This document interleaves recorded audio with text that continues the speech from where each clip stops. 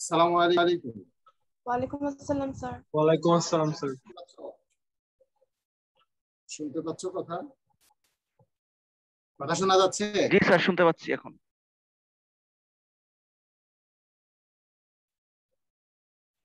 আজকে 12 তারিখ, তাই না?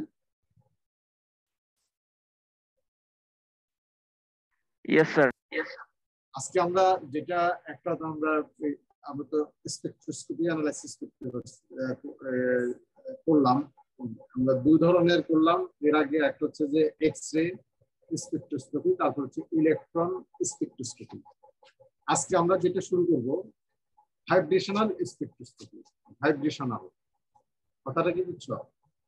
এটা এই এই ভাইব্রেশনাল স্পেকট্রোস্কোপি যেটা, এটার কনসেপ্টই আগের দুইটা থেকে ডিফারেন্ট। ভাইব্রেশনাল স্পেকট্রোস্কোপি কিসের ভাইব্রেশনাল? এটা বলা যায় ভাইব্রেশনাল মলিকুলার ভাইব্রেশন। আমরা আজকে থেকে পরের 3-4টা ক্লাস এটার উপর করবো। এটাতে কভার করবে তোমরা এফটিআইআর, রহমান, এগুলোর নাম শুনছো না? রহমান আমাদের নাই, কিন্তু এফটিআইআর তো আমাদের ডিপার্টমেন্টে আছে। নাম শুনছো তোমরা? কেউ কেউ হয়তো জি স্যার, কিছু কিছু নাম শুনেছি, কিন্তু স্পেসিফিক্যালি সেশনালে করছো না? সেশনালে জি না স্যার, আমাদের সেশনাল এখনো ওই ডিপ লেভেলে যায়নি। সেশনাল তোমাদের হয়নি, এবার হবে। তোমাদের পলিমার সেশনাল আছে না? সেখানে স্যার পলিমার ক্যারেক্টারাইজেশনে এফটিআইআর করাবেন। হ্যাঁ, এই জন্য এখন যাক ভালো হয়েছে। তোমাদের এখন পলিমার হয়নি, যে এফটিআইআর সেশনালটা হয়নি। না স্যার, পলিমার জাস্ট দুটো সেশনাল হয়েছে, সুদীপ্ত স্যার নিয়েছেন, কিন্তু উনিও জাস্ট ল্যাবে থিওরি বলে গেছেন। ল্যাবে, হ্যাঁ, একটা ল্যাবের আমরা ভিডিও দেখেছি, কিন্তু হাতে কলমে কাজ তো আর স্যার সম্ভব হচ্ছে না। যাক, আজকে এটা করলে তোমাদের একটা একটা ধারণা হয়ে যাবে আর কি।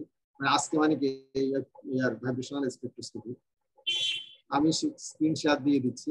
তোমাদের তো আমি বুঝি না কেন সবাই এত লেটে আসে। এটাতে পরে আমি চাপে পড়ে যাই ক্লাস শেষ করতে যাই। দেখা যাচ্ছে? তোমরা দেখতে পাচ্ছ? ইয়েস স্যার, দেখতে পাচ্ছি।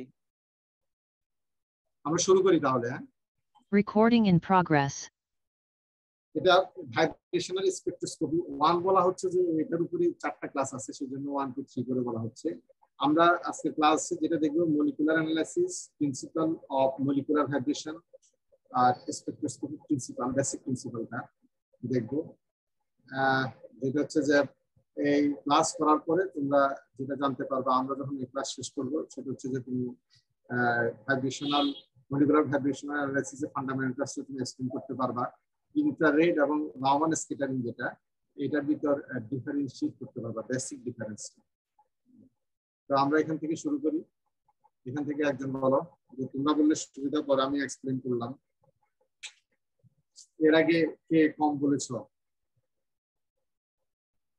রোল 111 ছাড়া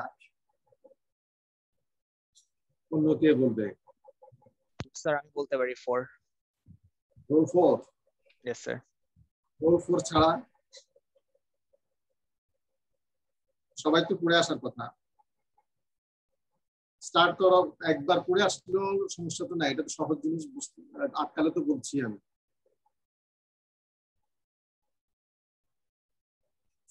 হ্যাঁ,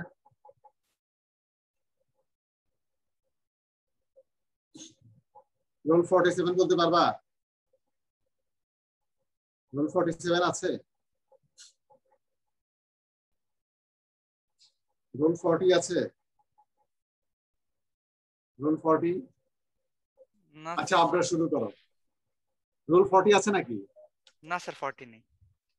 আপনারা শুরু করো।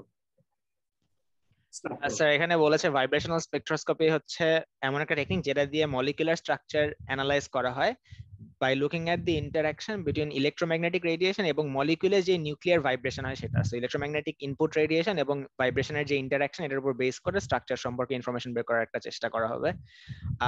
এখানে বলা আছে যে এক্স রে এর তুলনায় ভাইব্রেশনাল স্পেকট্রোস্কোপিতে ওয়েভ, মানে যেই ওয়েভস, ইলেকট্রোম্যাগনেটিক ওয়েভগুলো ইউজ করা হয়, সেগুলোর ওয়েভ লেংথ অনেক লার্জার। সো 10⁻⁷ অর্ডারে, যেখানে এক্স রে ইটস মোস্টলি 10⁻⁻10 অর্ডারে ওয়েভ লেংথ টিপিক্যালি ইউজ করা হয়। সো যেহেতু এই রেঞ্জে, এই জন্য টিপিক্যালি এটা ইনফ্রারেড রেজিমে পড়ে স্পেকট্রামের। সো এখানে বলা হয়েছে যে vibrational spectroscopy molecular vibration detect করে by inelastic scattering of this light by a molecule. So এটা পরে আরো এক্সপ্লেন করা আছে স্লাইড গুলোতে যে মলিকিউল এক্স্যাক্টলি কিভাবে ওই যে স্প্রিং মডেলে ভাইব্রেট করে। সো ওই ভাইব্রেশনের কারণে যে ইনএলাস্টিক স্ক্যাটারিং হয় সেইটাকে সেই জিনিসটা হচ্ছে স্পেকট্রোস্কোপি দ্বারা ডিটেক্ট করা হয়। আচ্ছা, এখানে বলেছে যে গ্যাস, লিকুইড, সলিড সবগুলার ক্ষেত্রেই ভাইব্রেশনাল স্পেকট্রোস্কোপি ইউজ করা যেতে পারে এবং ইনঅর্গানিক এবং অর্গানিকের ক্ষেত্রে, কিন্তু একটা লিমিটেশন আছে, সেটা হচ্ছে যে মেটালিক মেটেরিয়ালের ক্ষেত্রে এটা ইউজ করা যায় না, কারণ মেটালিক মেটেরিয়াল খুবই স্ট্রংলি এই রেঞ্জে ইলেকট্রোম্যাগনেটিক ওয়েভকে রিফ্লেক্ট করে। সো সলিড, লিকুইড, গ্যাস সব জায়গায় ইউজ করা যাবে, organic, inorganic minus metallic materials. So এখানে দুইটা স্পেকট্রোস্কোপিক মেথডের কথা বলা হয়েছে, একটা হচ্ছে Fourier transform infrared spectroscopy FTIR, আর একটা হচ্ছে রামান মাইক্রোস্কোপি, যেটাকে অনেক সময় মাইক্রো রামানও বলা হয়। এই হচ্ছে মোস্ট কমনলি ম্যাটেরিয়াল সায়েন্টিস্টরা ক্যারেক্টারাইজেশনের জন্য ইউজ করে। তাহলে আমরা এখান থেকে যেটা জানলাম যে এটা হচ্ছে যে ভাইব্রেশনাল স্পেকট্রোস্কোপি হচ্ছে যে ইন্টারঅ্যাকশন বিটুইন ইলেকট্রোম্যাগনেটিক রেডিয়েশন আর nuclear vibration, molecular nuclear vibration এটা।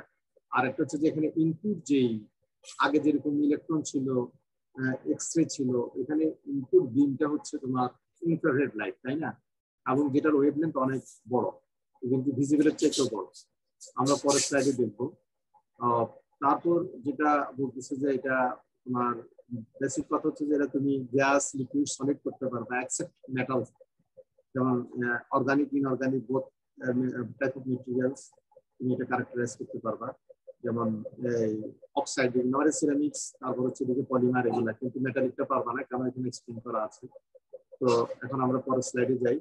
এখানে একটু ধারণা দেওয়া আছে, এটা তোমাদের ক্লিয়ার হবে যে ইন্টাররেডের অবস্থানটা কোথায়। এখান থেকে তোমার দেখো, বলো।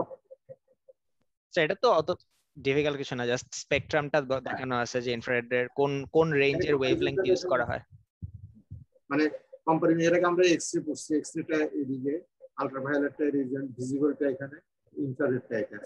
এই থেকে এখান থেকে এখানে যে রেঞ্জ আছে, এই রেঞ্জের মধ্যে ভাইব্রেশনাল স্পেকট্রাটার জন্য এটাকে ইনসিডেন্ট বিম হিসেবে ইউজ করা হয়। এই এবার বলো এটা। সো এখানে বলেছে যে ভাইব্রেশনাল স্পেকট্রোস্কোপি হচ্ছে ইলেকট্রোম্যাগনেটিক ওয়েভস কে ক্যারেক্টারাইজ করে ওয়েভ নাম্বার দিয়ে।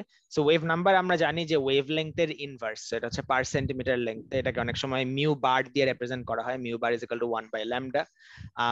সো ওইখান থেকে জাস্ট ফ্রিকোয়েন্সির সাথে এটার সম্পর্কটা দেখে আছে। আমরা জানি v is equal two f lambda for electromagnetic radiation, না সরি, হ্যাঁ, v is equal two f lambda electromagnetic রেডিয়েশনের জন্য, v হচ্ছে স্পিড অফ লাইট। সো ওইখান থেকে ওইটার সাথে আর ল্যামডার জায়গায় ওয়েভ নাম্বার বসালে এই এক্সপ্রেশনটা পাওয়া যাবে, যেখানে মিউ হচ্ছে ফ্রিকোয়েন্সি।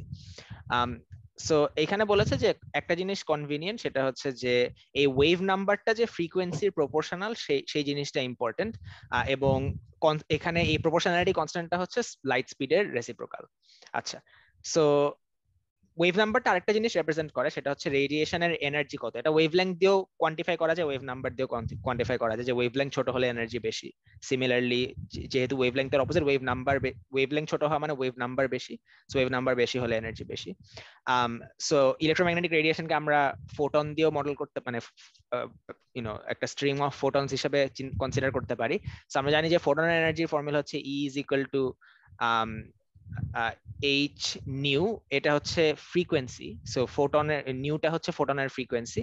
সো এই ফ্রিকোয়েন্সি উপরের যে ফর্মুলাটা ছিল যে wave number is equal two 1/c Times frequency, ওইখানে ফ্রিকোয়েন্সির জায়গায় c টাইমস ওয়েভ নাম্বার বসাই দিলে আমরা নেক্সট সেকেন্ড ফর্মুলাটা পাবো, সেটা হচ্ছে E is equal to hc mu bar, যেখানে c হচ্ছে স্পিড অফ লাইট আর মিউ বার হচ্ছে wave number instead of frequency. So তারপর জাস্ট কিছু কোয়ান্টিফিকেশন দিয়েছে যে যদি আমাদের ওয়েভ নাম্বার হয় 1000 পার সেন্টিমিটার, তাহলে করেসপন্ডিং এনার্জি হবে হচ্ছে 2 × 10⁻20 জুল অর 0.12 ইলেকট্রন ভোল্ট। এবং এটা অনেক স্মলার এনার্জি এক্স রে তুলনায়, কারণ আমরা আগেই দেখেছি যে এটার ওয়েভ লেংথটা অনেক বড় এক্স রে তুলনায়, এক্স রে অনেক শর্টার ওয়েভ লেংথে হায়ার এনার্জি, সেখানে এনার্জিটা অনেক smaller compare to X ray, যেখানে 10,000 ইভির মতো এনার্জি আমরা পেয়েছিলাম। সো কিন্তু মলিকুলার ভাইব্রেশনাল এনার্জি যেটা, সেটার অর্ডার হচ্ছে 10⁻² 10⁻1 রেঞ্জে। সো এটা ওইটার সাথে কম্পেয়ারেবল, মলিকুলার যে এনার্জিতে ভাইব্রেট করে সেটার সাথে কম্পেয়ারেবল একটা অর্ডার অফ ম্যাগনিটিউড এইটার এনার্জিটা আছে। হ্যাঁ, মানে এখানে এই স্লাইড থেকে যেটা আমরা বুঝলাম যে ধরো আমরা এর আগে দেখেছি যে ইলেকট্রন এক্সট্রা স্পেকট্রোস্কোপিতে আমরা দেখছি যে কার করসপন্ডিং এ তোমার এনার্জিটা নিচ্ছে, তাই না? ওই আর কি বলে ইন্টেন্সিটি বলে, আমরা ইন্টেন্সিটি থেকে নেওয়া হয়েছে, তাই না? তো দেখা গেল যে এক্সআর আমরা দেখেছিলাম যে ডব্লিউডিএসএ যেটা হচ্ছে যে ওয়েভলেন্থ ছিল, ইডিএসএ ছিল ইলেকট্রন ভোল্ট এক্সরে, এরপরে তোমার এক্সএ যেটা হচ্ছে বাইন্ডিং এনার্জি ইলেকট্রন ভোল্ট, তারপর অজেতে ছিল কিনেটিক এনার্জি ইলেকট্রন ভোল্ট। এখানে হচ্ছে যে ওয়েভ নাম্বারের করসপন্ডিং তার এটা দেখাবে, কি দেখাবে সেটা আমরা পরে আর ডিসকাস করব। অর্থাৎ এখানে ওয়েভ নাম্বার করসপন্ডিং টু আসবে, ট্রান্সমিট এন্ড অ্যাবজর্বেন্স এগুলো আসতেছে, এগুলো কি হবে এগুলো তো। এবং এই ওয়েভ নাম্বারের সাথে তোমার এনার্জির একটা রিলেশনশিপ এখানে দেখানো হবে, যে কেন ওয়েভ নাম্বার সুবিধা হচ্ছে, এনার্জির সাথে এটা ডিরেক্টলি প্রপোর্শনাল। এবং এখানে দেখানো হলো যে এখানে যে এনার্জি আসবে সেই এনার্জিটা 0.1 volt, virus X-ray energy, photon energy যেটা, সেটা দেখা যাবে 10,000 কিলো ইলেকট্রন ভোল্ট। সেই জন্য এগুলো তো এই জিনিসটা এখানে দেখানোর উদ্দেশ্য। এখন তাহলে তোমাদের এফপিআই তোমরা যখন করবা তখন তোমরা x86 অর্থাৎ তোমরা দেখবা যে এটা ওয়েভ নাম্বারের করসপন্ডিং, এদিকে ওই পাশে হয় ট্রান্সমিটেন্স থাকবে, হয় অ্যাবজর্পশন থাকবে, এই জিনিসটা থাকবে। এখন যে স্লাইডটা আসতেছে, এই স্লাইডটা হচ্ছে যে তোমার বেসিক মানে হচ্ছে যে তোমার ইনসিডেন্ট বিমটা যখন করছে তখন তাহলে মলিকুলের সাথে তার ইন্টারঅ্যাকশনটা কিভাবে হচ্ছে, এই জিনিসটা এখানে দেখানো হচ্ছে। আপনারা কন্টিনিউ করো। শোনো, তোমরা অন্যরা কি যারা প্রেজেন্ট আছো তারা বুঝেছো এই আগের দুটো স্লাইড? জি স্যার। Yes sir. ওরা সহজ, এটা কন্টিনিউ করো আপনারা। জি স্যার। সো এখানে বেসিক্যালি বলেছে যে অ্যাবসলিউট জিরোর উপরে যে কোনো টেম্পারেচারে, যেখানে কোনো নন জিরো টেম্পারেচার, সেখানে মলিকিউলস সবসময় তাদের ইকুইলিব্রিয়াম পজিশনের অ্যাবাউটে ভাইব্রেশন করতে থাকবে। সো এটা মানে এটার একটা ক্লাসিক্যাল অ্যাপ্রক্সিমেশন করা যায়, যে ক্লাসিক্যাল মেকানিক্স দিয়ে আমরা যদি এটাকে মডেল করতে চাই তাহলে আমরা এভাবে মডেল করতে পারি বা চিন্তা করতে পারি যে মলিকিউলগুলো একটা ম্যাসলেস স্প্রিং দ্বারা কানেক্টেড। সো এখানে একটা এক্সাম্পল দেখেছে, যদি ডায়াটমিক মলিকিউল হয়, লাইক লেটস সে মানে O2 বা এরকম কিছু, এখানে দুইটা অ্যাটম যদিও ডিফারেন্ট, সো ডায়াটমিক একটা মলিকিউল যদি হয় তাহলে ওদের মধ্যে যে ভাইব্রেশনটা, এটাকে আমরা মডেল করতে পারবো বাই কনসিডারিং এ স্প্রিং যেটা বন্ডটাকে রিপ্রেজেন্ট করবে between the nucleus of this two atoms. সেখানে যে স্প্রিংটা এখানে স্কুইগলি লাইন দিয়ে দেখানো আছে, এবং এদের ইকুইলিব্রিয়াম পজিশনে যেটা, সেটা ওরা বলেছে হচ্ছে RE।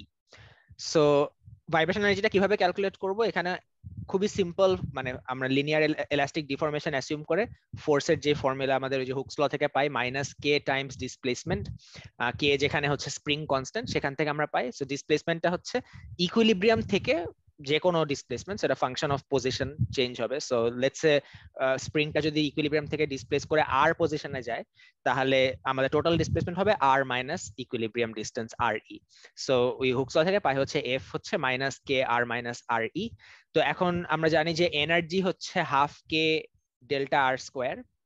সো ওই মডেল থেকে আমরা যদি জাস্ট এনার্জি, ভাইব্রেশনাল এনার্জিটা ইভ্যালুয়েট করতে চাই, তাহলে আমরা এরকম একটা ফর্ম পাবো। সো এখানে এটাকে আমরা এটাকে নরমালি আমরা জানি এটাকে হারমোনিক বলা হয়, এবং এই যেহেতু এখানে এনার্জির একটা স্কোয়ার ডিপেন্ডেন্স আছে অন দ্য ডিসপ্লেসমেন্ট, আমরা পরের স্লাইডে দেখতে পারবো এটা একটা প্যারাবোলিক ফর্মে মানে প্যারাবোলিক একটা ফর্ম ধারণ করে আর কি। সবাই বুঝছো তো? এখানে সিম্পল যে মানে এটা হচ্ছে যে নরমালি মলিকুল গুলা কিভাবে ভাইব্রেট করে, এটা একটা জেনারেল, এটা এর সাথে সম্পর্ক নাই। এখন যে আমরা ভাইব্রেশনাল স্পেকট্রোস্কোপি, ভাইব্রেশন আমরা যে ইনসিডেন্ট জিনিসের সাথে এখনো করে নাই, নরমাল অবস্থায় মলিকুল গুলা কিভাবে, এই ভাইব্রেশনটা থাকবে না যদি না এটা অ্যাবসলিউট জিরো ডিগ্রি। যদি টেম্পারেচার বাড়তে থাকে তখন এই ডিসপ্লেসমেন্ট বাড়তে থাকে, ডিসপ্লেসমেন্ট বাড়লে এনার্জির ভেরিয়েশন এটা। আর এটা ইকুয়েশন তো বুঝতে হবে, একটা প্যারাবোলিক ইকুয়েশন, আমরা পরে স্লাইডে দেখতেছি। হ্যাঁ বলো। আবার জি স্যার, ভুলে গেছি আনমিউট করতে। হ্যাঁ, তো এখানে হচ্ছে ওরা পোটেনশিয়াল এনার্জি যে ওয়েলটা, সেটা দেখিয়েছে একটা প্যারাবোলিক ফাংশনের জন্য। সেখানে y অ্যাক্সিসে আছে হচ্ছে এনার্জি, আর x অ্যাক্সিসে ওরা ডিসপ্লেসমেন্টটা প্লট করেছে। একদিকে হচ্ছে positive displacement away from equilibrium, আর একদিকে নেগেটিভ ডিসপ্লেসমেন্ট। তাতে হচ্ছে আমরা এই সিম্পল হারমোনিক যে কার্ভটা সেটা আমরা পাই। এখন এই সিম্পল এই assumption of simple simple harmonic, যেটা একটা খুব মানে সিম্পল হারমোনিক ভাইব্রেশন দেখাবে, সেটা হচ্ছে একটা অ্যাপ্রক্সিমেশন। সো আমরা যদি অ্যাকচুয়াল ডায়াটমিক মলিকুলার ভাইব্রেশন আমরা যদি মেজার করি যে বিভিন্ন ডিসপ্লেসমেন্টে কি পরিমাণ এনার্জি থাকবে, ভাইব্রেশন এনার্জি থাকবে, তখন দেখা যাবে যে অ্যাকচুয়ালটা for a large range agree করে সিম্পল হারমোনিকের সাথে, বাট এই যে একটা সার্টেন পয়েন্টের পরে এটা হালকা ডিভিয়েট করে যায়। সো এখানে ড্যাশ লাইনটা হচ্ছে সিম্পল হারমোনিক মডেলটা, যেটা symmetric about the Y axis, কিন্তু অ্যাকচুয়াল ডায়াটমিক মলিকুলে ওই সিমেট্রিটা থাকে না। সো এটা এখানে বলেছে। এবং আমরা যদি হারমোনিক ভাইব্রেশনের ক্ষেত্রে ভাইব্রেশন এনার্জিটা ডিসক্রাইব করতে চাই, এখানে একটা ফর্মুলা দিয়েছে যে এটা হচ্ছে, এটা একটা কোয়ান্টাইজেশন করেছে। সো এই যে পোটেনশিয়াল ওয়েলটা আমরা দেখতে পাচ্ছি এখানে ই ভার্সেস ডেল আর এর এখানে, সেখানে যে অনেকগুলা বিভিন্ন এনার্জি লেভেল আইডেন্টিফাই করেছে, যে এখানে একটা V0, V1, V2, V3, এবং ওরা এগুলাকে বলেছে হচ্ছে ভাইব্রেশনাল কোয়ান্টাম নাম্বার। এবং এটা দ্বারা ওরা যেটা বলছে যে একটা মলিকিউল বা একটা মানে যে কোনো একটা মলিকুলার সিস্টেমে যে ভাইব্রেশন গুলো থাকে, এগুলাও কিন্তু ডিসক্রিট হতে পারে, মানে এগুলো যে কন্টিনিউয়াস, মানে সব রকমের ভাইব্রেশন অ্যালাউড হবে এরকম না। অনেক ক্ষেত্রে দেখা যাবে যে কিছু specific vibrations within the energy versus delta R space, এই স্পেসে কিছু স্পেসিফিক ভাইব্রেশন অ্যালাউড হবে। সো ওইটাকে কোয়ান্টিফাই করার জন্য ওরা ভাইব্রেশনাল কোয়ান্টাম নাম্বারটা বলেছে, এবং ওটাকে যখন ইকুয়েশন হিসেবে এক্সপ্রেস করে তখন একেবারে গ্রাউন্ড স্টেটের ভাইব্রেশনটা যদি হয়, মানে গ্রাউন্ড স্টেটের ভাইব্রেশনটা আমরা যদি পাই for mu is equal to 0, vibrational quantum number is equal to 0, তখন ওটা হয় h মিউ ভাইব্রেশন, মানে h into ground state frequency divided by 2, ওই ফর্মুলাটা দিয়ে এক্সপ্রেসড হয়। তো আমি ওই গ্রাউন্ড স্টেটের তুলনায় উপরের গুলা V1, V2, V3 ক্যালকুলেট করতে পারবো জাস্ট এই ভাইব্রেশনাল কোয়ান্টাম নাম্বার ইন্টিজার ভ্যালুর জন্য। সো 0 তে আমরা পাবো গ্রাউন্ড স্টেট ভাইব্রেশন, তারপরে ইন্টিজার 1 বসালে, সো এই কোয়ান্টাম নাম্বারটা জাস্ট একটা way of distinguishing between the different energy levels for the different types of vibrational mode যেগুলো থাকে একটা মলিকুলার সিস্টেমে, সেই ভাইব্রেশনাল মোডগুলোর মধ্যে ডিস্টিংগুইশ করার জন্য। সো এটাই বলেছে এখানে, vibrational frequency in the mid range is the range of হ্যাঁ, সো এইটুকু বলার পরে তারপরে বলেছে যে the vibrational frequency of molecules is in the range of mid infrared frequency. So molecular ক্ষেত্রে আমরা যে একটু আগে দেখেছিলাম যে ইনফ্রারেডের যে স্পেকট্রামটা ইলেকট্রোম্যাগনেটিক স্পেকট্রামে, সো ছিল আমাদের ইউভি, তারপরে ভিজিবল, তারপরে ইনফ্রারেড। সো ইনফ্রারেডের যেটা ভিজিবলের কাছে সেটা হচ্ছে নিয়ার, আর তারপরে ভিজিবল থেকে দূরে সেটা হচ্ছে ফার। এই দুটার মাঝখানে যে রেঞ্জটা সেটা হচ্ছে মিড ইনফ্রারেড ফ্রিকোয়েন্সি, সেটা 600 × 10⁻12 থেকে 1.2 × 10⁻14 হার্টজ। সো এই রেঞ্জটাতে পরে হচ্ছে মলিকুলার ভাইব্রেশনাল ফ্রিকোয়েন্সিটা। আর গ্রাউন্ড স্টেট জাস্ট যেটা আমি অলরেডি বলেছি যে গ্রাউন্ড স্টেট করেসপন্ড করে to half h times v vibrational, and the first excited level হচ্ছে যদি আমরা ওই ভাইব্রেশনাল কোয়ান্টাম নাম্বারে জাস্ট 1 বসাই দিই, এন্ড সো অন। মানে এখানে তোমার যে ভাইব্রেশনাল এনার্জিটা কিভাবে তোমার ওই যে কোয়ান্টাম যে লেভেলগুলো বলা আছে সেটার সাথে ভ্যারি করছে, এই জিনিসটাই বলতেছে। যত ডিসটেন্স বাড়ছে ততই এটা বাড়ছে, এই জিনিসটা প্যারাবোলিক ইলেকট্রিশনটা এই কথাটা বললাম। এবং একটা লেভেল পর্যন্ত যে তখন আর এটা হারমোনিক থাকে না, এই কথাটা এক্সপ্লেন করলো। এবং সব স্টেট থেকে আসবে না, এই যে এখানে বললো যে হাফ এটা থেকে তখন করসপন্ডিং যেটা ভাইব্রেশনাল এনার্জি এটা হচ্ছে level, the first excited level যেটা আসতেছে যে এখানে এটা এই লেভেলে আসতেছে, পরেরটা আসবে তোমার 5/2 এরকম করে আসবে। এখন যেটা হচ্ছে যে ভাইব্রেশনস, এটা কে বলবা? স্যার 11।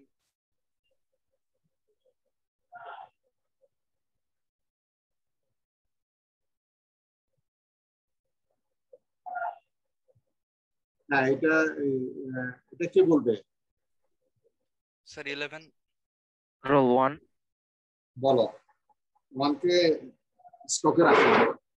ঠিক আছে, আমি রোল 1 কি স্যার কন্টিনিউ করব? হ্যাঁ হ্যাঁ, এটা আপনার বলো, তুমি শেষের অংশ বলবা। ঠিক আছে, আমি শেষের অংশই বলবো স্যার। আপনার বলো, আপনার না তুর্য। জি স্যার। আচ্ছা, সো হচ্ছে আমাদের ভাইব্রেশনের ফ্রিকোয়েন্সি ডোমেইনটা আমাদের প্রথমে চিন্তা করতে হবে। তো আমরা যেটা বলছিল যে আয়ারের একটা খুব স্পেসিফিক রেঞ্জে এই ভাইব্রেশনাল ফ্রিকোয়েন্সিটা পাওয়া যায়। তো এখানে মেনশন করা হয়েছে 200 থেকে 4000 পার সেন্টিমিটার। এখন শুনো, তোমরা যখন এফটিআর করবা না, তোমরা দেখবা যে এটা 200 থেকে 400 পার সেন্টিমিটার ওয়েভ নাম্বার বলা হয়। 200 থেকে 4000, 200 থেকে 4000 এই ওয়েভ নাম্বার বলা হয়। এটার মধ্যে স্পেকট্রামটা সবসময় দেখাবে, কথা বুঝছো? এটা ফিক্সড। যেমন তোমরা ইডিএস এ দেখছো যে কত 10 না 12 ইলেকট্রন ভোল্ট পর্যন্ত, তাই না? ইলেকট্রন ভোল্ট পর্যন্ত তোমরা এই যে ইডিএস অ্যানালাইসিসে দেখছো যে 1 থেকে শুরু করে এখানে হচ্ছে 200 থেকে 4000 পার সেন্টিমিটার পর্যন্ত ওয়েভ নাম্বারটা ফিক্সড এটা থাকবে। এর মধ্যেই যত তোমার অর্গানিক ইনঅর্গানিক যে মলিকুলার ভাইব্রেশন আছে তুমি যদি ইনফ্রারেড পাস করো তখন তার সিগন্যালটা চলে আসবে। সিগন্যাল কি ফর্মে আসবে আস্তে আস্তে আমরা এই পরের স্লাইডগুলোতে তোমরা বুঝতে পারবে। হ্যাঁ আগাও। সো হইতেছে যে আমাদের যে ভাইব্রেশনটা আসবে এটা হচ্ছে মলিকুলার ভাইব্রেশন আর ল্যাটিস ভাইব্রেশন দুটো হচ্ছে ডিফারেন্ট জিনিস। তো ফার্স্ট কথা হইতেছে যে আমরা যদি একটা নরমাল মানে একটা ম্যাটেরিয়াল যদি হচ্ছে ক্রিস্টালাইন হয় অনেক ভালো মতো, তাহলে ওই ম্যাটেরিয়ালের যে ভাইব্রেশনের নেচারটা এটা একটা ল্যাটিস ভাইব্রেশন নেচার দেখাইতে পারে। তো ব্যাপারটা হচ্ছে এরকম যে আমরা যখন একটা মলিকুলার ভাইব্রেশন করতেছি তখন তো আমরা জাস্ট দুইটা ম্যাটেরিয়ালে ধরলাম হচ্ছে একটা হাইড্রোজেন একটা ক্লোরিন, দুইটার মধ্যে বন্ড স্ট্রেচিং বন্ড আদান প্রদান মানে টানতেছে, তারপর হচ্ছে আবার স্কুইজ করতেছে, কম্প্রেশন এক্সপানশন এরকম করে আমি ওইটা ডিফাইন করছি এবং আমরা ওয়েভ ফাংশন দিয়ে ডিফাইন করছি এখান থেকে কিভাবে হচ্ছে আমরা একটা আউটপুট পাচ্ছি। কিন্তু ল্যাটিস ভাইব্রেশন হলো তো অ্যাকচুয়ালি পুরো প্লেনটা সিনক্রোনাইজ ওয়েতে মোশন করতেছে। তো তখন আসলে জিনিসটার মানে ভাইব্রেশনাল ফ্রিকোয়েন্সি পুরোপুরি চেঞ্জ হয়ে যায়। এবং এটা বোঝা খুব সোজা যে যদি একটা ল্যাটিস ভাইব্রেশন হয় তাহলে ল্যাটিসে কিন্তু অনেকগুলো বেশি অ্যাটম আছে। তো ল্যাটিস ভাইব্রেশনে কিন্তু ডিগ্রি অফ ফ্রিডম অত বেশি না। ওই জন্য ল্যাটিস ভাইব্রেশন থেকে যে ধরনের আসলে ওয়েভলেন্থ পাওয়া যায় সেটা কিন্তু 20 থেকে 300 পার সেন্টিমিটারের মধ্যেই, কারণ এটা হচ্ছে অনেক লো ফ্রিকোয়েন্সি ডোমেইনে পাওয়া যাবে। আরেকটা জিনিস হচ্ছে যে মলিকুলার মানে আমি বলবো যে লো ফ্রিকোয়েন্সি ডোমেইন মানে লো ওয়েভ নাম্বার রেঞ্জ, এই রেঞ্জে হচ্ছে ল্যাটিস ভাইব্রেশন আর মলিকুলার ভাইব্রেশন একসাথে অকার করতে পারে, কারণ ল্যাটিস ভাইব্রেশন ওই ডিগ্রিটা ফ্রিডমটা নাই। আর আরেকটা জিনিস হইতেছে যে আমি চিন্তা করি যে একটা ম্যাটেরিয়াল যদি অনেকগুলা মানে অ্যাটমের ভাইব্রেশন নিয়ে আমি যদি কম্পেয়ার করতে চাই তাহলে ওই জিনিসটা ডেফিনেটলি টেম্পারেচার সেন্সিটিভিটি মানে অনেক বেশি হবে। তো একটা ব্যাপারটা হচ্ছে সেরকম যে মানে মলিকুলার ভাইব্রেশন যেটা সেটা হইতেছে একদমই টেম্পারেচারের সাথে সেন্সিটিভ না ওইরকম, বিকজ মানে এটা তো অ্যাকচুয়ালি মানে ওর ভিতরের ফেনোমেনা যে দুইটা অ্যাটমের মধ্যে কিরকম মানে এক্সপানশন এবং মানে কম্প্যাকশন হইতেছে সেটা তো আসলে টেম্পারেচার চেঞ্জের সাথে খুব বেশি চেঞ্জ হবে না। কিন্তু ল্যাটিস তো অনেক বড় জিনিস, তো আমি যদি টেম্পারেচার অনেক বেশি চেঞ্জ করি তাহলে হচ্ছে এটা খুব সিগনিফিকেন্টলি বোঝা যাবে ল্যাটিস ভাইব্রেশনের চেঞ্জটা। তো এটা হচ্ছে একটা খুব সিগনিফিকেন্ট ডিফারেন্স দুটার মধ্যে। তাহলে আমরা এখান থেকে যেটা জানলাম একটা হচ্ছে যে আমাদের যে ওয়েভ নাম্বার রেঞ্জটা হবে যে কোনো ম্যাটেরিয়াল অর্গানিক এক্সেপ্ট মেটালিক ম্যাটেরিয়ালসে তো আমরা আসলে এরকম পাবো না। আচ্ছা, তো যেটা হচ্ছে যে 200 থেকে 4000 ওয়েভ নাম্বার এটা আমরা পাবো। আরেকটা কথা এখানে আসছে একটা হচ্ছে যে ল্যাটিস ভাইব্রেশন আর মলিকুলার ভাইব্রেশন। তো এটার তো ডিফারেন্সটা তুলে ধরলো যে ল্যাটিস ভাইব্রেশন কি মলিকুলার। আমরা আমাদের জন্য এই ভাইব্রেশনাল স্পেকট্রাস্কপি কোন ভাইব্রেশন নিয়ে আমরা কাজ করব? দুইটা নিয়ে কাজ করব না একটা নিয়ে কাজ করব? মেইনলি আমরা মলিকুলার ভাইব্রেশন নিয়ে কাজ করি। অনলি মেইন হচ্ছে মলিকুলার ভাইব্রেশন, ল্যাটিস ভাইব্রেশন আমাদের এক্সপেক্টেড না। এটা হচ্ছে যে আমাদের এখানে মানে এক্সেস জিনিসটা আসবে, কথা বুঝছো? তো এবং আমি এখন একটু অন্যদেরকে একটু জিজ্ঞাসা করি যে তাহলে মলিকুলার ভাইব্রেশন ল্যাটিস ভাইব্রেশনের মধ্যে এখানে একটা ডিফারেন্স তুলে ধরা হয়েছে। তো এখন রোল লাইন বলতে পারো যে কি ডিফারেন্সটা কি, যে মলিকুলার ভাইব্রেশন আর ল্যাটিস ভাইব্রেশনের মধ্যে ডিফারেন্স কি? Roll line.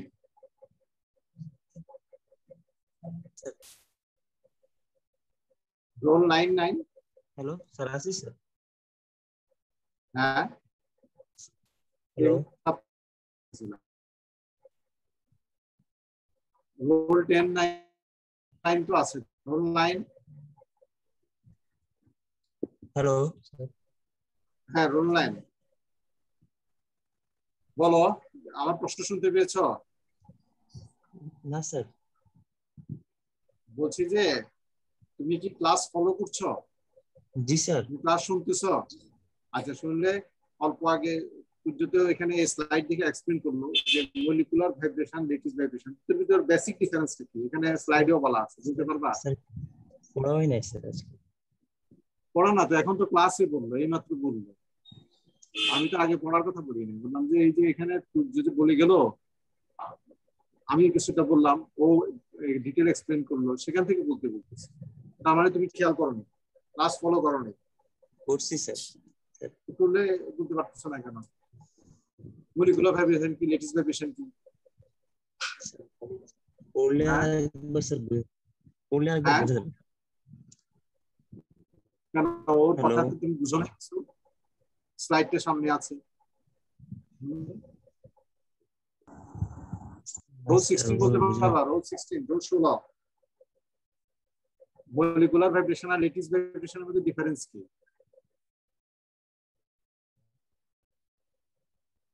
রোল 16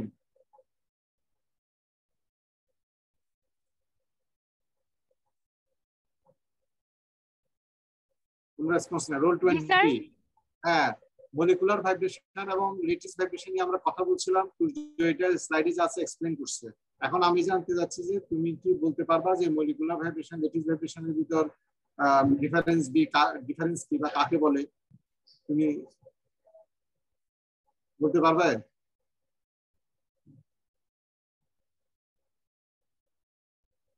হ্যাঁ, কি আমার কথা স্যার শুনতে পাচ্ছ? মলিকুলার ভাইব্রেশন হচ্ছে ল্যাটিস ভাইব্রেশনের থেকে কম সেনসিটিভ টু টেম্পারেচার চেঞ্জ। বলো।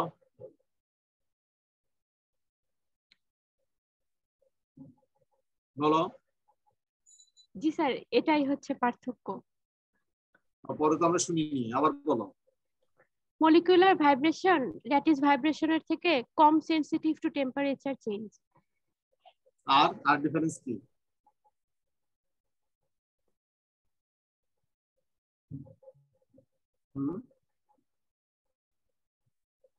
আর ডিফারেন্স নাই?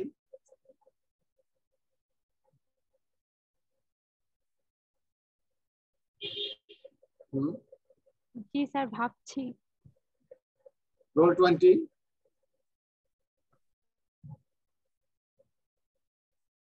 রোল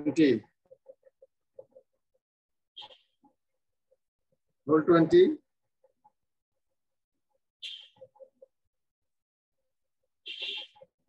শুনতে পাচ্ছ? রায়হান জামান,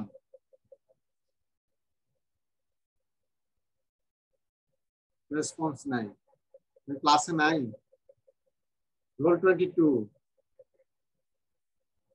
Yes, sir. তুমি কি বলতে পারবা? Sir, lattice or molecular vibration. Difference বলা হয়েছে।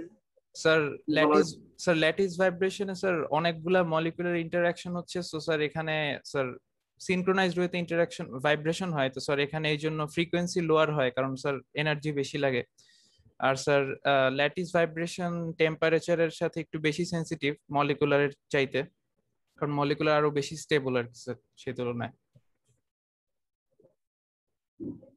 হ্যাঁ, তো এখন আমরা আমাদের এই যে ভাইব্রেশনাল স্পেকট্রোস্কোপিতে কোন ভাইব্রেশনটা আমরা কনসিডার করব? দুটাই করব না যে কোনো একটা করব? সেটা করলে কোনটা? স্যার দুইটাই করা উচিত। তুমি ক্লাসে ছিলা না? স্যার ছিলাম স্যার। তাহলে আমরা কি দুইটা বলছিলাম যখন বলছি, তারপরে কি দুইটাই বলছিলাম? স্যার আমার কারেন্ট স্যার বারবার যাচ্ছে স্যার, আমি মাঝখানে স্যার অনেক কিছু শুনতে পাচ্ছি না। হ্যাঁ, আমরা শুধুমাত্র মলিকুলার ভাইব্রেশনটা নিব। এখানে ল্যাটিস ভাইব্রেশন যেটা এক্সট্রা চলে আসে এটাকে আমরা ওমিট করব। এবং ল্যাটিস আমরা 200 থেকে 4000 করি না, তার ভিতরে দেখা যায় ল্যাটিস ভাইব্রেশনটা নিচের দিকেই আসে। তো প্রবলেম হয়ে যায় যদি আমাদের কোনো মলিকুলের যে ভাইব্রেশন যদি এই রেঞ্জের ভিতরে আসে, তখন একটা আইডেন্টিফাই করা আমাদের কঠিন হয়ে যায়। তো আমরা নরমালি এদিকে যখন আসে এদিকে অত যায় না, কেননা কোন মলিকুলের ভাইব্রেশন কিন্তু এর আগেই চলে আসে। এটা আমরা জি স্যার বুঝতে পেরেছি স্যার।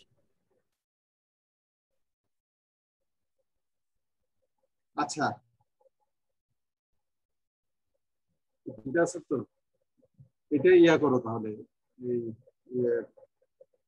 ভাইব্রেশন গুলো। তো এটা সুমিত বলো। আমার কথা শুনতে পাচ্ছেন স্যার? হ্যাঁ, শোনা যাচ্ছে।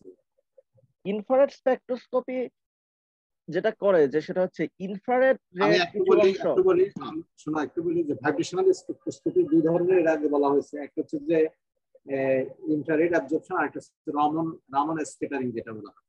এখন ইনফ্রারেড অ্যাবজর্পশন সম্পর্কে ডিসকাস করা হচ্ছে যে মূল প্রিন্সিপালটা কি, ইম্পর্টেন্ট জিনিস। বলো। ইনফ্রারেড আমি কিন্তু যে কাজটা করে সেটা হচ্ছে যে মলিকিউলার ভাইব্রেশন এই ইনফ্রারেডের কিছু একটা চেঞ্জ হয়ে যায় যখন এই ইনফ্রারেড কিছুটা অ্যাবজর্ব করা হয়। কোন মলিকিউলকে যদি ইলেকট্রোম্যাগনেটিক ওয়েভ দিয়ে হিট করা হয়, বিশেষ করে ইনফ্রারেড ফ্রিকোয়েন্সি, তাহলে এমনও হতে পারে যে কিছু একটা পার্টিকুলার ফ্রিকোয়েন্সি ওই ভাইব্রেশনাল ফ্রিকোয়েন্সি মানে মলিকুলার ভাইব্রেশনাল ফ্রিকোয়েন্সির সাথে মিলেও যেতে পারে। সেক্ষেত্রে যেটা হবে যে যেহেতু এখন মলিকুলার ভাইব্রেশনাল ফ্রিকোয়েন্সির সাথে একটা ফ্রিকোয়েন্সি মিলে গেছে, ওই ফ্রিকোয়েন্সিটা মলিকিউল অ্যাবজর্ব করে নেবে। ফলে আমরা ওই আগের এনার্জির ফর্মুলায় হিসাব করলেই দেখবো যে সেখানে ভাইব্রেশনাল কোয়ান্টাম নাম্বার সাধারণত 1 পরিমাণে বেড়ে যাবে।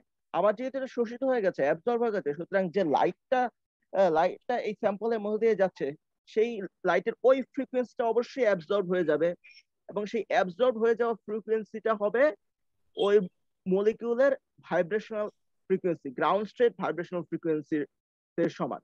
তো সাধারণত 1 যে বাড়তে পারে বললাম, সেটা 0 থেকে 1 হতে পারে, 1 থেকে 2 হতে পারে, 2 থেকে 3 হতে Recording পারে। stopped. কিন্তু Recording in progress. এখানে ব্যাপারটা হলো যে এই vibrational Spectra mainly ground state, অর্থাৎ ভাইব্রেশনাল কোয়ান্টাম নাম্বার 0 থেকে গ্রাউন্ড স্টেটের উপরে ভাইব্রেশনাল কোয়ান্টাম নাম্বার 1, এটাই আমরা সাধারণত দেখি। অন্যান্য ট্রানজিশন যে দেখি না তা নয়, কিন্তু সেটার পরিমাণ কম। যেমন নিচে দেখা হচ্ছে যে হাইড্রোক্লোরিক অ্যাসিডের কথা, হাইড্রোজেন ক্লোরাইড, এখানে স্ট্রেচিং ভাইব্রেশন দেওয়া আছে যে এটা ফান্ডামেন্টাল ফ্রিকোয়েন্সি দেওয়া আছে 8.67 × 10⁻13 হার্টজ।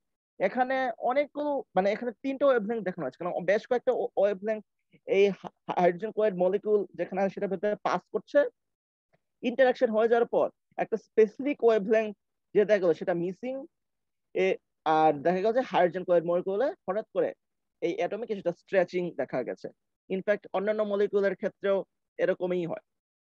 তো বেসিক্যালি এই হচ্ছে নর্মাল ইনফ্রারেড অ্যাবজর্পশনের প্রিন্সিপাল। আমাদের যেটা করতে হবে যে আমরা তো কোন কোন মলিকিউল কোন কোন ফ্রিকোয়েন্সিতে এরকম ভাইব্রেশন অ্যাবজর্ব করে সেগুলো আমাদের রেকর্ড করতে হবে, স্ট্যান্ডার্ডাইজ কোনো ডাটাবেসে থাকতে হবে, এবং সেখান থেকে আমরা এই অ্যাবজর্পশন কোনখানে হঠাৎ করে বেড়ে যায়, ট্রান্সমিটেড লাইট কখন হঠাৎ করে কমে যায়, আমাদের সেই পিক গুলো বা ডিপ গুলো আইডেন্টিফাই করতে হবে। এটা পরের স্লাইডেই আছে।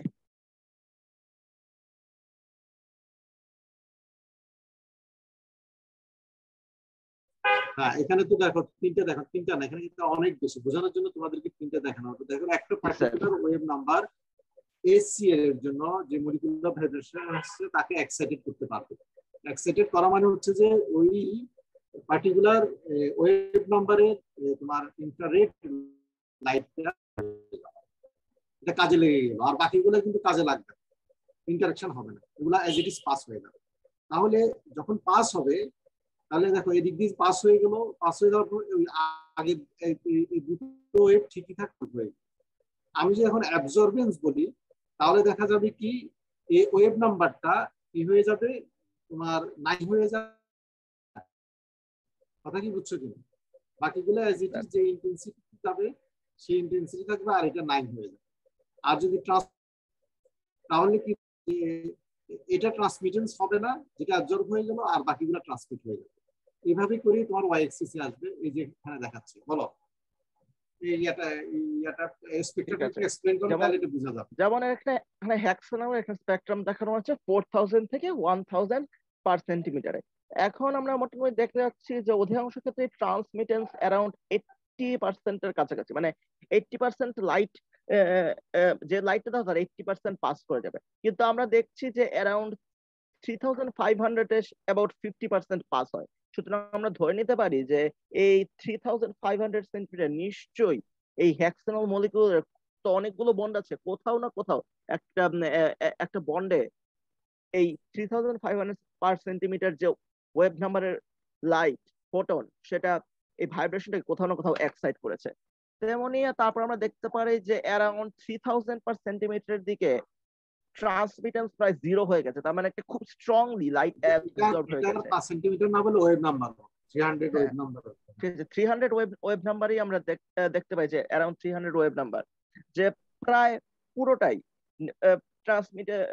প্রায় পুরোটা ট্রান্সমিটেন্স থেকে 0 হয়ে গেছে। মানে ট্রান্সমিটেন্স তো হচ্ছেই না, বরং এই ফ্রিকোয়েন্সি বা এই ওয়েভ নাম্বারের লাইট পুরোপুরি অ্যাবজর্ব হয়ে যাচ্ছে। সুতরাং এখানেও এই এনার্জিটাও অ্যাবজর্ব করে নিশ্চয়ই কোনো ভাইব্রেশন হচ্ছে। যে তোমার এখানে একটা মলিকুলার ভাইব্রেশন, বন্ডের মলিকুলার ভাইব্রেশন চলতেছে, যেটা এই ওয়েভ নাম্বারটা পুরোপুরি ওটাকে অ্যাকসেপ্ট করার জন্য কাজে লেগে গেছে। ব্যাপারটা তো এরকম, তাই না? জি স্যার হেক্সাগনের ভিতর এমন একটা বন্ডিং আছে যেটা ওই ওয়েভ নাম্বারটা ভাইব্রেট করছে, এক্সাইট করছে, এক্সাইট করাতে এখানে ফুল অ্যাবজর্পশন হলো পার্শিয়াল হচ্ছে। মানে এই কথাগুলো, এই যে এখানে একটা হয়েছে, তার মানে এখানে একটা বন্ড আছে এখানে। এখন তোমার ক্যারেক্টারিস্টিক্স কি, ধরো এখন এই যে ওয়েভ নাম্বার, ধরো এটা সাপোজ 3050 তে যখন তোমার এটা তুমি অ্যাবজর্পশন পিক, তখন এটা মেটেরিয়ালস ক্যারেক্টারিস্টিক্স। একটা পার্টিকুলার বন্ডের জন্য আমরা দেখবো, আবার বন্ডের মধ্যে স্ট্রেসিং আছে, রোটেশন আছে, বিভিন্ন আছে। একটা পার্টিকুলার বন্ডের পার্টিকুলার স্ট্রেসিং এর জন্য, এই ভাইব্রেশন মুডের জন্য, তখন দেখা যাবে যে এই ওয়েভ নাম্বারটা ফিক্সড। তখন তুমি সাথে সাথে বলে ফেলতে পারবা যে এটা হচ্ছে অমুক বন্ডের ওই স্ট্রেস। কথা ক্লিয়ার কিনা? তুমি তো বের পেয়ে গেলা, মলিকুলার একটা স্ট্রাকচারটা পেয়ে গেলা তুমি। এইভাবে ইনফ্রারেডে তোমার এই অ্যানালাইসিস করা। সবাই বুঝতে পারছো? হ্যাঁ, জি স্যার সবাই বুঝতে পারছো তো? হ্যাঁ, জিজ্ঞেস করলে পারবা এখন বেসিক প্রিন্সিপালটা ইনফ্রারেডের 2-3 লাইনে? কে পারবে? হোপফুলি তো আমি তো পারবো আশা করি। আমি রোল নাম্বার কত?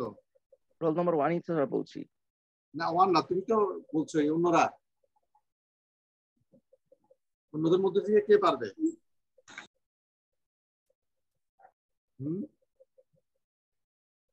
রোল 31 করবা? রোল 31 আমরা স্লাইডে মূল কি জিনিসটা শিখলাম, এটা নিজের ভাষায় বলা, অত বিস্তারিত লাগবে না। কি বুঝলা তুমি? রোল 31 ইন্টারনেট অ্যাবজর্পশন বলতে কি বুঝলা? রোল 31 রেসপন্স নাই। রোল 29 স্যার আমি বলি। রোল নাম্বার কত? রোল নাম্বার কত? Sir roll 3। বলো স্যার 3। বলো। স্যার ইনফ্রারেড রেডিয়েশনে, হ্যালো হ্যাঁ বলো। জি স্যার, ইনফ্রারেড রেডিয়েশনে এখানে দেখিয়েছে যে যখন অনেকগুলো ইনফ্রারেড ওয়েভ আমরা ইনসিডেন্ট করি, তখন কিছু কিছু ওয়েভলেন্থ মিলে যায় আমাদের মলিকুলার ভাইব্রেশনের সাথে। সো যেই মলিকুলার ফ্রিকোয়েন্সির সাথে যেই ফ্রিকোয়েন্সিটা ম্যাচ হবে সেটা পুরোপুরি অ্যাবসর্ব হয়ে যায়। এখান থেকে আমরা বের করতে পারি যে আমাদের মলিকুলার ফ্রিকোয়েন্সিটা কিরকম হবে। যেমন স্যার আমরা হচ্ছে এই ফিগারটাতে দেখতে পাচ্ছি যে যখন একটা 3000 সেন্টিমিটার ইনভার্স 1 ওয়েভলেন্থের ইনফ্রারেডটা যখন আমরা ইনসিডেন্ট করে, তখন এটা অলমোস্ট লাইক পুরোপুরি অ্যাবজর্ব হয়ে যায়। তো আমরা ধরতে পারি যে এটা হচ্ছে কি আমাদের মলিকুলার যে ফ্রিকোয়েন্সি আছে সেটার সাথে ম্যাচ করে। হ্যাঁ, এখন সুমিত কন্টিনিউ করো। রমান স্ক্যাটারিং। রমান স্ক্যাটারিং ফেনোমেনাটা বুঝতে হলে আগে আমাদের যে ধরে নিতে হবে যে ইরেডিয়েট করছি যে ফ্রিকোয়েন্সি হচ্ছে একটা মাত্র সিঙ্গেল ফ্রিকোয়েন্সি, সব ফ্রিকোয়েন্সি এন ম্যাসে নয়। এখন একটা মাত্র সিঙ্গেল ফ্রিকোয়েন্সি আমরা ইলেকট্রোম্যাগনেটিক রেডিয়েশন ইনফ্রারেড চিন্তা করি, তো এটা তো মলিকুলার স্ট্রাকচারটা স্ক্যাটার্ড হবে। এই স্ক্যাটারিংটা হতে পারে ইলাস্টিকও হতে পারে, আবার ইনইলাস্টিকও হতে পারে। এ দিয়ে ইলাস্টিক দিয়ে বোঝা যাচ্ছে যে লাইটটা স্ক্যাটার্ড হচ্ছে সেটা আসা রেডিয়েশনের সেই একই ফ্রিকোয়েন্সি থেকে। এটাকে নাম বলা হচ্ছে রেলে স্ক্যাটারিং। কিন্তু অন্য স্ক্যাটারিং, ইনইলাস্টিক স্ক্যাটারিং এ স্ক্যাটার্ড লাইটের ফ্রিকোয়েন্সি যে লাইটটা এসেছিল তার সমান নয়, তার চেয়ে ভিন্ন। সেটাকেই বলা হচ্ছে রমান স্ক্যাটারিং, এবং রমান স্ক্যাটারিং এর মাধ্যমে আমরা রমান স্পেকট্রোস্কোপি করি। স্যারের পরের স্লাইডে এ নিয়ে আরো কথা আছে। মানে এখানে যেটা বলা হচ্ছে যে একটা সিঙ্গেল ফ্রিকোয়েন্সি নিয়ে ইরিডিয়েট করা হয়, তারপর এটা ইলাস্টিক্যালি এবং ইন্ডাস্ট্রিয়াল স্ক্যাটারিং হয়। তো ইলাস্টিক স্ক্যাটারিং বলা হচ্ছে যে রেলিফ স্ক্যাটারিং। রেলিফ স্ক্যাটারিং তোমরা পরের ফিগারে দেখা যায়, ফিগারটা সামনে আছে। আরেকটা হচ্ছে ইনইলাস্টিক স্ক্যাটারিং। স্ক্যাটারিং বলা হয়। আবার রমান স্ক্যাটারিং, ইনইলাস্টিক স্ক্যাটারিং আবার দুই ধরনের স্ক্যাটারিং আছে। পার্টিকুলার একটা ইলাস্টিক স্ক্যাটারিং, পার্টিকুলার একটা স্ক্যাটারিং কে বলা হচ্ছে রমান স্ক্যাটারিং। ওইটা কি ক্যারেক্টারাইজ করা? হ্যাঁ, এখানে একটু এক্সপ্লেইন করতে ফিগারে, তাহলে সবাই বুঝে যাবে। এখানে ছবিটা নিয়ে আমাদের লেখা একটু এক্সপ্লেন করতে হবে, ঠিক আছে? আমি লেখা থেকেই যাচ্ছি। তো স্ক্যাটার্ড তো স্ক্যাটার যে ফোটন সেটা সেটা যদি ফ্রিকোয়েন্সি ইনকামিং ওয়েভের চেয়ে কম বেশি হয় তাহলে তাহলে নিশ্চয়ই তার জন্য কোনো একটা ট্রানজিশনও হবে। সুতরাং এই ট্রানজিশনটাই আমরা এই ছবিটাতে দেখছি। প্রথমে এই তিনটে যে ছবি দেওয়া আছে এখানে অ্যাবসলিউট ফ্রিকোয়েন্সি বামে বামে দিয়ে কি বুঝায় সেটা আমি বুঝিনি, কিন্তু ঠিক আছে এখন আমরা দেখি। প্রথমেই আমরা নিউ ইজ ইকুয়াল টু 0 মানে vibrational spectroscopy vibrational energy level 0। Rayleigh scattering এ একটা ফোটন অ্যাবজর্ব করে একটা মলিকিউল একটা ভার্চুয়াল এনার্জি লেভেল, ওটা কি অ্যাকচুয়ালি কোন নাম্বারের সাথে কারেসপন্ড করবে ভাইব্রেশনাল নাম্বারের সাথে কিংবা কোন অ্যাকচুয়ালি হোল নাম্বারের সাথে কারেসপন্ড করবে না সেটা আমার জানা দরকার, জাস্ট এ ভার্চুয়াল, এটা অ্যাকচুয়ালি অস্তিত্ব নেই স্টেডি স্টেটে। তো ওই স্টেটে ফিরে গিয়ে আবার ওই স্টেট থেকে আবার জিরো স্টেটে ফিরে আসবে ওই ভাইব্রেশনটা ভাইব্রেশনাল কোয়ান্টাম নাম্বার। তাহলে ঠিক যেই পরিমাণ এনার্জি অ্যাবজর্ব করেছিল ঠিক সেই পরিমাণ এনার্জি কিন্তু ওই মলিকিউলটা ছেড়ে দেবে। সুতরাং এটাই হচ্ছে রেল স্ক্যাটারিং, এবং এটাকেই বলছি আমরা ইলাস্টিক স্ক্যাটারিং। ফলে যে ওয়েভলেংথের লাইট এসেছে ঠিক সেই ওয়েভলেংথের লাইটই চলে গেছে, বা যে ওয়েভ নাম্বার এসেছে সেই ওয়েভ নাম্বারই চলে গেছে। এরপর আমরা যদি রমন স্ক্যাটারিং এর কথা বলি তবে এখানে আমরা দুই ধরনের সিনারিও পাই। একটাকে আমরা বলছি যে স্টোক স্ক্যাটারিং, আরেকটাকে আমরা বলছি anti Stokes scattering. Stokes scattering এ আমরা দেখি যে এবার বি নাম্বার ছবিটাতে দেখি, স্টোক স্ক্যাটারিং এ ভাইব্রেশনাল কোয়ান্টাম নাম্বার 0 থেকে একটা ফোটন অ্যাবজর্ব করে এই মলিকিউলটা কোন একটা ভার্চুয়াল এনার্জি লেভেলে উঠে এলো। তারপর সেখান থেকে যখন তারা আবার আস্তে আস্তে ড্রপ করতে থাকলো তখন কিন্তু 0-তে ড্রপ না করে ভাইব্রেশনাল লেভেল 1-এ ড্রপ করলো। তার মানে কি? তার মানে ওই মলিকিউলের যে ভাইব্রেশনাল এনার্জি সেটা বাড়লো, এবং যে লাইটটা স্ক্যাটার্ড হয়ে গেল সেই স্ক্যাটার্ড লাইটের এনার্জিটা কমে গেল। এখানে স্যার যে লেখা, এই লেখাটাই স্যার একটু ভুল আছে। আমি স্যার মেইন বইটা দেখেছি, ছবিটা ঠিক আছে কিন্তু লেখাটাতে একটু ঝামেলা আছে। তো আমরা ছবিটাই ফলো করি। এটা হচ্ছে স্টোক স্ক্যাটারিং। আর অ্যান্টি স্টোক স্ক্যাটারিং ব্যাপারটা কি দাঁড়ায়? অ্যান্টি স্টোক স্ক্যাটারিং বলো সরি যে মলিকিউলটা ইতিমধ্যেই ভাইব্রেশনাল কোয়ান্টাম নাম্বার 1 ওই স্টেটটাতে আছে, তো সেখান থেকে একটা নির্দিষ্ট লাইট অ্যাবজর্ব করে সে আবার একটা ভার্চুয়াল কোয়ান্টাম নাম্বার একটা ভার্চুয়াল এনার্জি লেভেলে উঠে গেল, দ্যাট ডাজন্ট ম্যাটার। কিন্তু সেখান থেকে আবার সে ড্রপ করে সে ভাইব্রেশনাল কোয়ান্টাম নাম্বার 0-এর পরিবর্তে ভাইব্রেশনাল কোয়ান্টাম নাম্বার 1-এর পরিবর্তে ভাইব্রেশনাল কোয়ান্টাম নাম্বার 0-তে নেমে এলো। সুতরাং কি? সুতরাং দাঁড়ালো ওই মলিকিউলটা আসলে কিছুটা ভাইব্রেশনাল এনার্জি রিলিজ করে দিয়েছে। ফলে দেখা যাবে যে ফোটনটা বেরিয়ে আসছে সেই ফোটনের এনার্জি বেশি, সুতরাং সেই ফোটনের ওয়েভ নাম্বারটা বেশি। এই হলো আমাদের রেলে স্টোকস এবং অ্যান্টি স্টোকস এই তিন রকম এরকম স্ক্যাটারিং এর ঘটনা। এবং এর মধ্যে স্টোকস এবং অ্যান্টি স্টোকস যেহেতু ইনকামিং ওয়েভলেংথ আর আউটগোয়িং ওয়েভলেংথ যেহেতু বা ওয়েভ নাম্বার যেহেতু সমান হচ্ছে না, সেহেতু ওই দুটোকে আমরা বলছি রমন স্ক্যাটারিং। তার মানে এখানে রমন শিফট যেটা বলা হচ্ছে, যেটা বললাম যে আমরা ওই যে স্টোকস স্ক্যাটারিং যেটা এটাকেই আমরা নিচ্ছি, এই স্ক্যাটারিং গুলো আমরা এখানে আর নিচ্ছি না। রমন স্ক্যাটারিং বলতে আমরা স্টোক স্ক্যাটারিং আমরা ইউজ করছি, কেন আমরা রমন শিফট বলে থাকি। এটা এক্সপ্লেইন করো। তো এখন আমরা যেহেতু মেইনলি স্টোক স্ক্যাটারিং এ নিচ্ছি, কেননা 0-তে অধিকাংশ মলিকিউল কিন্তু 0 স্টেজে থাকে, 0 থেকে 1 স্টেজে যাওয়ার চান্স বেশি, কিন্তু 1 স্টেজ তো ইতিমধ্যেই থাকে কম, ফলে সেখান থেকে 0-তে যাওয়ার সম্ভাবনা আরো কম। সুতরাং এখন আমরা এই স্টোকসটাকেই চিন্তা করি। তাহলে স্টোক স্ক্যাটারিং এ কি দেখলাম আমি? যে লাইটটা পড়লো সেই লাইটের ওয়েভলেংথ যদি বা ওয়েভ নাম্বার যদিও ঠিক রাখি, তবে সেটা যে নাম্বার সে যে 0 থেকে 1 ভাইব্রেশনাল কোয়ান্টাম নাম্বারে চলে গেল, এর জন্য একটা এনার্জি ট্রানজিশন হলো, এবং এর জন্য তো একটা ইনসিডেন্ট লাইট অন্য একটা ওয়েভলেংথে কনভার্ট হয়ে গেল। তো সেই অন্য একটা ওয়েভলেংথে যে কনভার্ট হয়ে গেল, ধরে সেই ফ্রিকোয়েন্সিটাই চেঞ্জ হলো, মানে রেডিয়েশনে ইনকামিং আর ফ্রিকোয়েন্সি চেঞ্জ, এই চেঞ্জটাকে আমরা বলছি যে রমন শিফট। এবং এই রমন শিফটটা এই ইনফ্রারেড অ্যাবজর্পশন স্পেকট্রামের রেঞ্জের ভেতরেই থাকবে। তার মানে এখন ব্যাপারটা কি দাঁড়ালো? এখন যেটা এটা মানে এটা বেসিক্যালি যেটা আমরা প্রিয় বিসিএস প্রার্থী বন্ধুরা, হচ্ছে যে আগে কি ছিল, আগে এখানে ছিল হচ্ছে যে তোমার ইনফ্রারেড পাঠাচ্ছ, সেই ইনফ্রারেডটা অ্যাবজর্ব হচ্ছে, তুমি অ্যাবজর্পশনটাকে তুমি হয়তো ওখানে কনসিডার করতেছো অথবা ট্রান্সমিটেন্সটাকে কনসিডার করছো। এখানে সেই হিসাবে এটা দেখাচ্ছে, মানে যে আগে যেটা দেখলা যে পিকটা একটা পিকগুলো যদি দেখানো হয় সেটা মানে ইন্টারঅ্যাকশন হলো, এই তো। আর এখানে যেটা হচ্ছে দেখো রিলেটিভ স্ক্যাটারিং ইন্টেন্সিটি, যেখান থেকে স্ক্যাটারিং হবে সেখানে তোমার পিক দেখাবে। তার মানে এটাও ম্যাট্রিক্স ক্যারেক্টারিস্টিক্স, যে একটা পার্টিকুলার বলের জন্য দেখা যাবে যে একটা পার্টিকুলার ওয়েভ নাম্বার স্ক্যাটারিংটা হবে। সিম্পল প্রিয় হচ্ছে বিসিএস প্রার্থী বন্ধু, এটা কিভাবে স্ক্যাটারিংটা হয় এই জিনিসটা তোমাদেরকে এই স্লাইডগুলোতে বোঝানো কিন্তু হবে। স্যার এখানে আমার যে বেসিক কনফিউশনটা আউটপুট ছিল, যেটা, বেসিক আউটপুট যেটা সেটা হচ্ছে যে এটাই, যে ওয়েভ নাম্বারের করেসপন্ডিং এ তুমি স্ক্যাটারিং যেটা পাচ্ছ সেটা। এখন তোমাদের জন্য জিনিসটা কি ইজি কেন?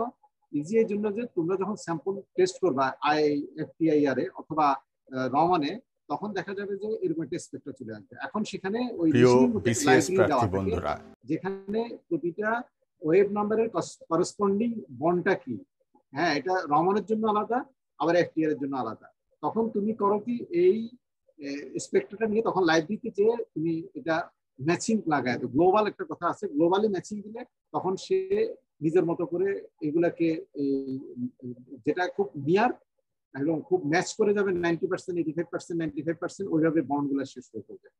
অথবা তুমি নিজেও চয়েস করে দিতে পারো যে এর সাথে ম্যাচ করার তুমি চেষ্টা করো, তখন ওই দেখা যাবে যে সে ওই যেটা যেটা যে মলিকুল গুলার তুমি দিবা সেই মলিকুল গুলার ওয়েভ নাম্বারটা শেষ করবে।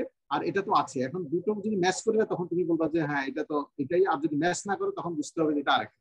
এইভাবে করে জিনিসটা ক্যারেক্টারাইজ করে। আমরা পরের স্লাইড গুলোতে আরো বিস্তারিত এই জিনিসগুলো আমরা ডিসকাস করব, তখন তোমাদের কাছে জিনিসগুলো আরো ক্লিয়ার হবে। স্যার আমার যে কনফিউশন ছিল যে রমনের জন্য, রমন যখন প্রিয় টেস্ট করছি বিসিএস তখন তো আমাকে প্রার্থী একটা বন্ধুরা, নির্দিষ্ট ওয়েভ লেংথ ইনপুট, একটা নির্দিষ্ট ওয়েভ নাম্বার ইনপুট দিতে হচ্ছে, ফলে আমি যে ইনপুট ওয়েভ নাম্বার দিব সেটা তো স্যার আউটপুট ওয়েভ নাম্বারকে এফেক্ট করবে। সুতরাং আমাকে সেই আউটপুট ওয়েভ নাম্বার তোমার ওই যে নরমাল স্ক্যাটারিং ইন্টেন্সিটির মাধ্যমে আসবে।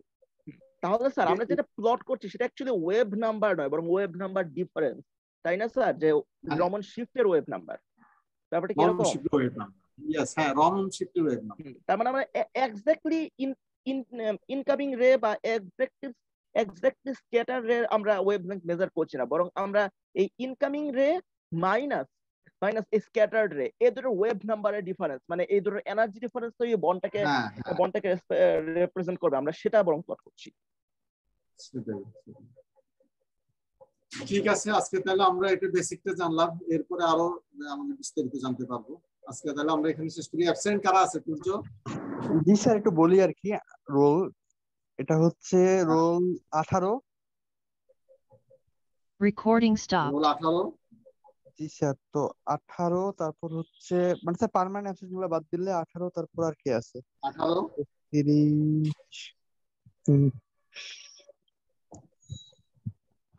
আচ্ছা, সবাই প্রেজেন্ট দেখতেছি। আরেকবার পরে সবাই প্রেজেন্ট। জি স্যার। ওল্ড বেস থেকে রোল 13 প্রেজেন্ট আছে স্যার। পুরনো বেস থেকে রোল 20 স্যার। 13 বেচে রোল 20। 13 বেসের রোল 20 প্রেজেন্ট, কিন্তু আমি এখানে দেখি 44 জন প্রেজেন্ট, তাহলে কেমনে হবে? স্যার আমাদের তো ক্লাসে আছে মনে হয় 5 জন, মানে 5 জন নাই আর কি। I think 47। ঠিক আছে, তাহলে ঠিক আছে। জি স্যার। হ্যাঁ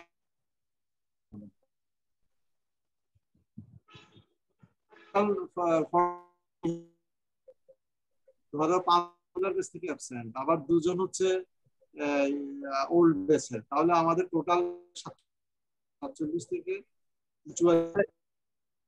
একটু দেখে, কারণ আরেকজন কে? আচ্ছা স্যার, রোল 13 আই থিংক। হ্যাঁ 13 নাই রোল। তাহলে আমরা এখানে শেষ করি। জি স্যার। আসসালামু আলাইকুম।